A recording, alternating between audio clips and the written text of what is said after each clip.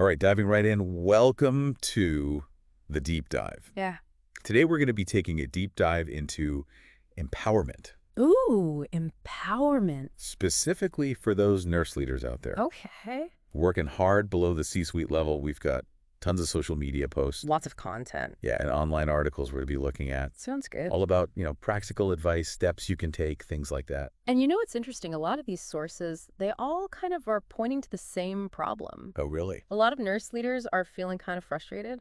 Yeah, I can imagine. They're feeling like they don't have the autonomy to do what they need to do. Like they're stuck. Yeah, they don't have the training to be able to really lead their teams effectively. That makes sense. So we're diving deep into this idea of empowerment, Hmm. seeing if we can help with that. Exactly. And it's so important because, when these nurse leaders are empowered, it doesn't just help them, it helps their teams, it helps the patients, it helps the whole system. That's what we like, that ripple Yeah. effect. Okay, so One of the sources even said that empowered nurse leaders can be life rafts in a really chaotic healthcare system. ooh, I like that. Okay, so Yeah. let's get into it. Empowerment as a concept, we hear it all the time. Buzzword. Yeah, but what's it actually look like on the ground? Right. It's more than just, telling people what to do. It's Oh. about creating this environment where these nurse leaders, they feel confident to make decisions and they have the skills to back it up. So giving them the tools and the trust to kind of make those calls. Exactly. Yeah. Okay. So there's two main things that the sources really highlight. And the Yeah. first one is autonomy Autonomy. in decision making. So it's about empowering nurse leaders to actually make the choices for their departments, for their teams, instead of being limited by, a policy that doesn't always apply. Yeah, because, you can't have a one-size-fits-all approach. Every department's different. Absolutely. Yeah. Yeah. Like one source gave this example Yeah. of this nurse leader who was dealing with all these delays in patient discharges. Yeah. And she had this idea to, work with social workers earlier in the process. That makes sense.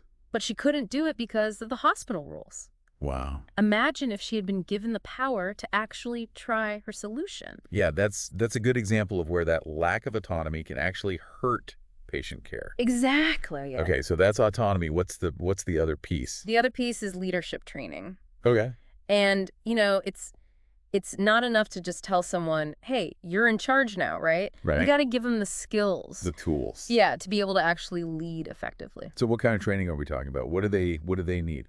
Well, the sources talk a lot about things like assertiveness, conflict resolution, communication. Okay, So so really important skills. like turning those managers into actual leaders. Exactly. And Yeah. the thing is, a lot of the sources are saying Yeah. when nurse leaders aren't empowered, things can get kind of bad. Oh, how so? They end up, just constantly reacting to problems. Not putting out fires all the time. Yeah, exactly. And they get burned out. And a lot of them end up leaving nursing altogether. Wow, that's a problem. Yeah, it's a huge issue. So empowerment can help with retention, with burnout. Absolutely. And it makes things better for everybody. When these nurse leaders are empowered, they're able to be more proactive, their teams are happier, the patients get better care. Like everyone wins. Exactly. It's a much more positive environment. So how do we get there? We know what it looks like when they're not empowered. We know what good empowerment looks like. Right. How do we actually make it happen? Well, the sources, they have a lot of practical advice on how to actually put this into action. Oh, perfect. So in our next part of the deep dive, we'll get into that. That's right. We'll talk about some specific examples, some resources, some things that you can start doing right away. Love it. I can't wait. Okay, so before we took a little break there, we were talking about all the what and the why of empowerment, Right, the groundwork. the groundwork, exactly. Yeah. But how do we get this done? Yeah, how do we actually make it happen? Yeah, like what are the steps? Well, luckily, all these sources we've been looking at, Yeah. they give us some pretty good advice on how to put this into action. So where do we even begin?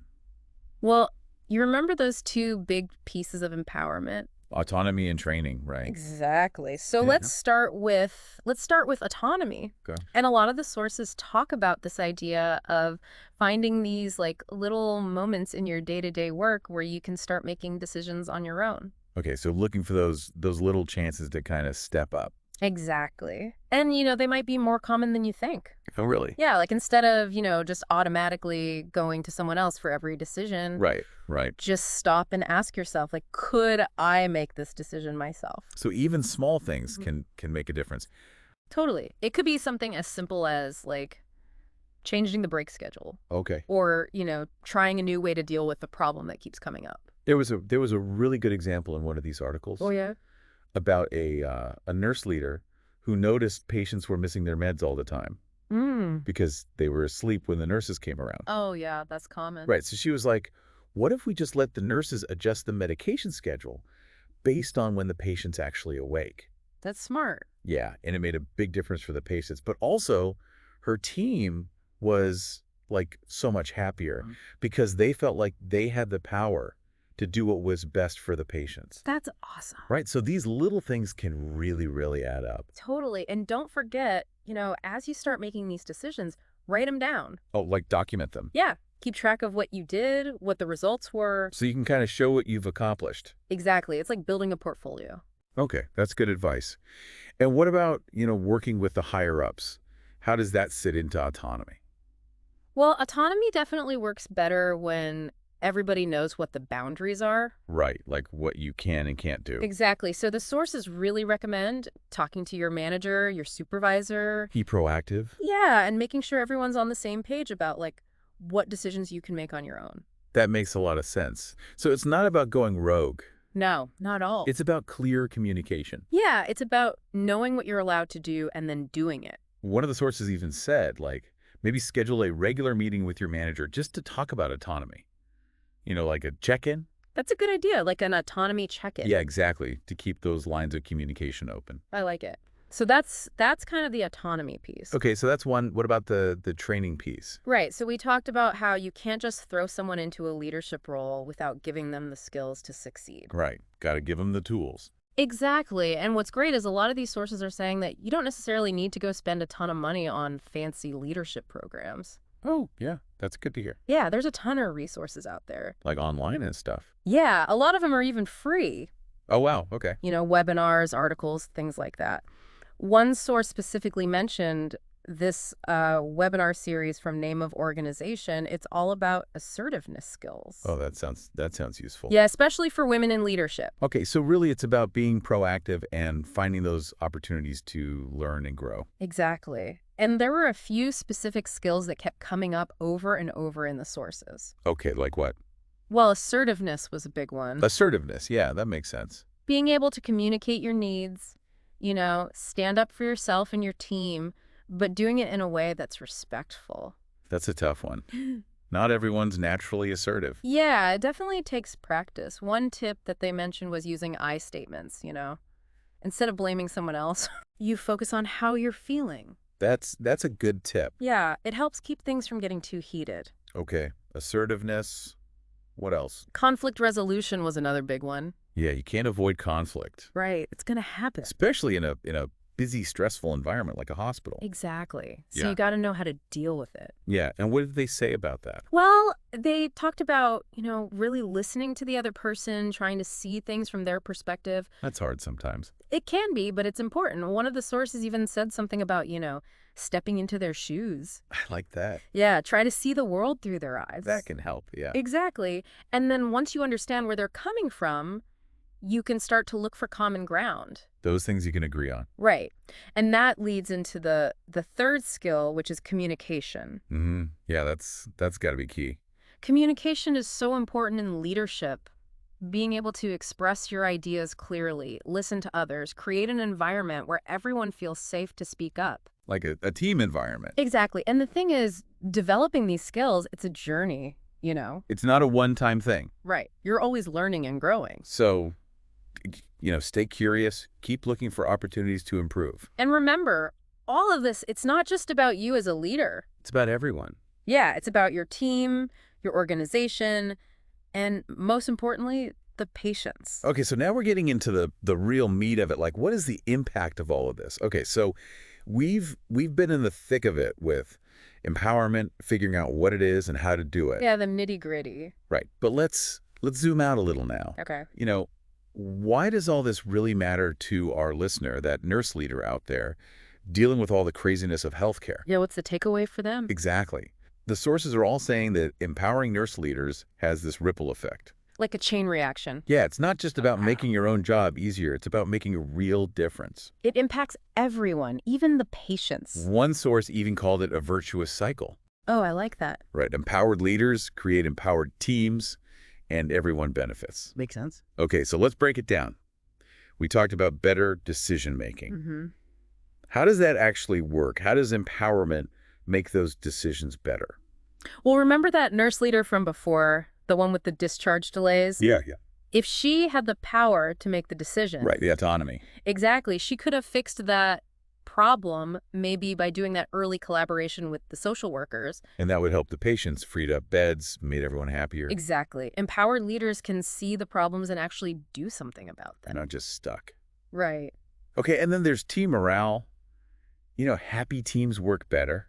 Oh, yeah, for How does sure. empowerment affect that? When the team sees their leader taking charge, advocating for them, Making things better? yeah, they feel respected. They feel like they're part of the solution. Builds trust. Exactly. And that can make a huge difference when it comes to burnout and turnover. Yeah, because nurses are leaving the profession in droves. We need to keep them. Absolutely.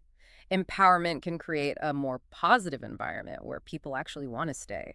And we can't forget about the leader themselves. It's got to be less stressful to feel in control. Oh, definitely.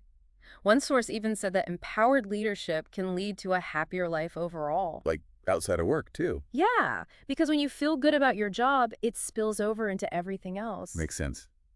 Okay, but the big question, the thing that everyone cares about, Patient care. right? How does all of this actually affect the patients? Well, when nurse leaders have the power to make decisions that put patients first, Yeah.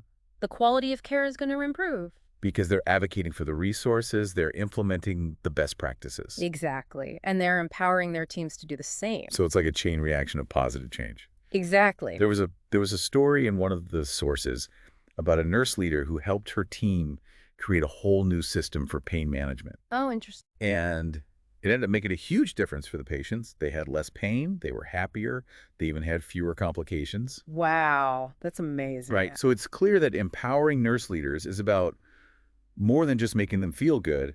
It's about creating a better healthcare system for everyone. It's about making a real difference. So to all those nurse leaders listening out there, we hope you'll take this idea of empowerment to heart. Yeah, it's not a magic solution. Right, but it's a powerful tool. Find those little moments where you can make decisions, invest in your own development. And remember, every step you take towards being a more empowered leader, It has a ripple effect. it makes a difference for everyone. And on that note, think about this. Okay. If empowering nurse leaders can really improve patient outcomes, what other positive changes could it bring to the healthcare system as a whole? Something to think about. That's a great question. Thank you so much for joining us on this deep dive into empowerment. We'll see you next time.